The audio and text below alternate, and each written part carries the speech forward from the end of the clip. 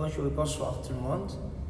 Et c'est un plaisir pour moi de vous partager certaines informations capitales par rapport au conflit actuel, je peux dire conflit, c'est-à-dire des accords entre les membres de l'OTAN, c'est-à-dire les pays membres. Si nous prenons l'exemple sur les pays européens qui sont membres de l'OTAN, et c'est un pays de l'Asie, comme le Japon, est membre de l'OTAN déjà. Et vous savez, il fut un moment, lors de la conférence des membres de l'OTAN, Donald Trump, c'est-à-dire, ils ont suscité quelques problèmes, n'est-ce pas, de financement. C'est-à-dire, Donald Trump, qu'est-ce qu'il a dit? Il a mis quelques idées sur la table, soit disant que tous les pays, toutes les nations, n'est-ce pas, qui font partie de l'OTAN, de pouvoir mettre 5% de leur PIB, c'est-à-dire les 5% de leur PIB, pour pouvoir avoir, c'est-à-dire pouvoir acheter les armements, c'est-à-dire pour pouvoir sécuriser l'OTAN, cette association, cette union. Et cela a été quelque chose de difficile du côté de l'Espagne. Oui, nous avons tous vu le Premier ministre espagnol. Nous avons vu le Premier ministre espagnol qui n'était pas du tout d'accord de cette déclaration. Il dit non, que 5% de leur PIB, là, c'est impossible de mettre ça à la disposition de l'OTAN. C'est pourquoi? Parce que l'OTAN est en train de faire une guerre, c'est-à-dire qui n'intéresse pas aux Espagnols. C'est-à-dire parce que au lieu de mettre les 5% dans les comptes des OTANiens, c'est-à-dire au côté de l'Ukraine, donc il serait mieux, n'est-ce pas, de garder l'argent là et contribuer au développement pour pouvoir remplir certains problèmes, résoudre certains problèmes en Espagne. Et donc lui dit qu'il ne veut pas mettre même 1 euro dans le compte de l'Ukraine ou bien dans le compte de l'OTAN pour pouvoir acheter des armements. Il dit non, c'est impossible pour l'Espagne.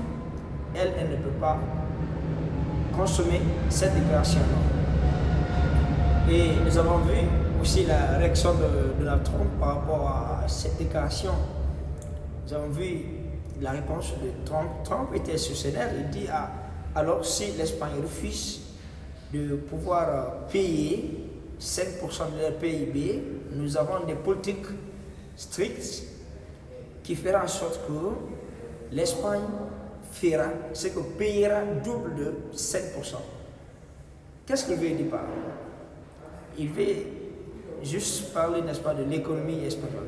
Il a dit qu'il promet de faire tomber l'économie espagnole. Mais ça en faisant quoi? C'est-à-dire toute chose que l'Espagne achètera, n'est-ce pas, du côté des États-Unis d'Amérique, qu'il va essayer d'augmenter les taxes, si vous comprenez. Si la taxe est 10%, il va mettre 5%, ça veut dire 15%. Vous voyez, donc c'est cette stratégie qu'il a annoncée. Il n'était pas du tout content de ce que le Premier ministre espagnol a annoncé aussi. Il dit, ils ont des problèmes en Espagne. Donc c'est pouvoir remplir certaines conditions du peuple espagnol. Et moi je dirais que ça c'est la logique, ça. Oui, parce qu'on sait qu'ici on ne peut pas continuer ici à se sacrifier dans une guerre qui n'a aucune importance pour l'OTAN. Vous voyez? Donc, du côté de l'Italie aussi, il y a une dame, elle fait partie, n'est-ce pas, des autorités italiennes. Elle a dit elle ne pourra en aucun cas, n'est-ce pas, donner ces gars, c'est-à-dire les soldats italiens, d'aller juste mourir au front avec les Russes. Non, elle dit jamais, elle ne peut pas accepter ça. Et tout cela a suscité des problèmes, des difficultés entre Trump et les membres. Vous voyez, comme nous le connaissons tous, et l'OTAN est en guerre avec les autres association, c'est-à-dire avec l'autre bloc. Parce que après la Deuxième Guerre mondiale, nous avons constaté qu'il y a eu la division, c'est-à-dire qu'il y a eu la création de blocs. Et vous voyez un peu, donc, et les États-Unis aussi voient aller, donc, c'est les pays,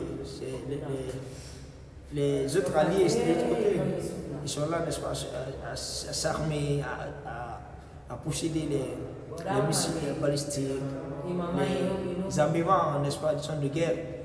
Et raison pour laquelle Donald Trump aussi a envisagé, n'est-ce pas, que l'OTAN cherche, n'est-ce pas, à avoir des armements lourds pour pouvoir combattre les ennemis après. Bon, voilà.